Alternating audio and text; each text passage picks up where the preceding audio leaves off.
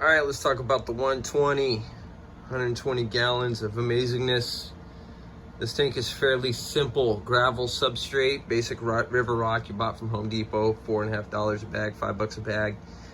Nothing special, no root tabs, no dry ferts, the occasional dose of liquid ferts, and this tank is super green. I got some dragonstone here on the bottom, as you can see here, to add to the decorations.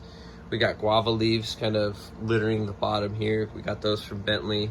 And we threw in some manzanita driftwood that we had gotten out of the paludarium. I think it looks great. We got a little bundle of anubias kind of hiding up here behind the giant Apongeton olvaceus and the jungle valsinaria ruby red. Cryptocrines kind of starting to spread across the bottom here. I can't wait until that kind of takes off across all the way down. It's going to be fun. It's going to look great. We got anubias going crazy. We have some bulbitis.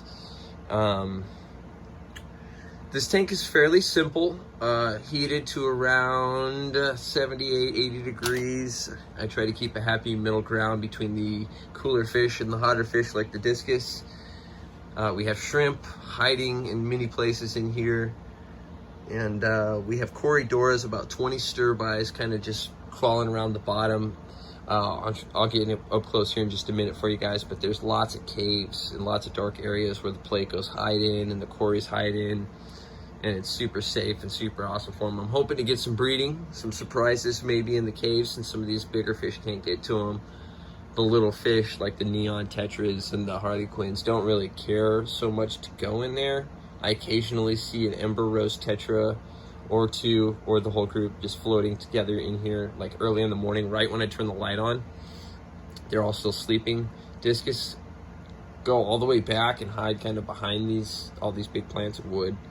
And some of the smaller fish like the neons and the ember rose kind of hide in the front bushes here. So you can always see them. Everyone's always out. And so there's not a lot going on in these caves besides massive amounts of corydoras and plecos. Super red bristlenose plecos, some king tiger plecos, and also in, what's the last one? A gold nugget, L018, that's right. Sorry, brain fart. But this is the 120, and this is all that's really going on with it, not a whole ton. We added a few plants, we added some leaves in the bottom. I'm thinking about, leave a comment below on this idea and let me know if you guys think you would like it or frown on it, however you want to do it. But leave me a comment and let me know what you think. I'm kind of deciding on if I want to get rid of the gravel and change it to sand. That way I can eventually put geophagus in here, some really fancy ones. But if I do that, I'm gonna have to get rid of any of the plants that actually plant in the substrate, via the crypts, the val, the Apongeton. Any of those are gonna have to go. Geos are just gonna rip them right out as they siphon through the sand. So great looking fish. They do great work, especially in the discus tank, in my opinion. They do a great job of turning the sand and cleaning it, making sure all the food and debris is eaten out of it and there's nothing left over.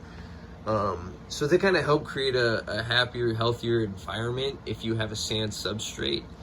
But like I said, it kind of eliminates you being able to plant down here where you may want to plant. So if you have a setup like this where you have tons of plants kind of on wood and rocks and stuff just kind of floating around and not in the substrate, you can get away with it. That's why I'm kind of contemplating it. I think I can get away with it just because I have so many plants above the substrate that I don't really need the ones in the substrate. So leave a comment below and let me know what you guys think. Well, thanks again for joining and watching the video. Don't forget to like and subscribe and leave a comment below so we can get to figuring out what we're gonna do next. Can't wait to see.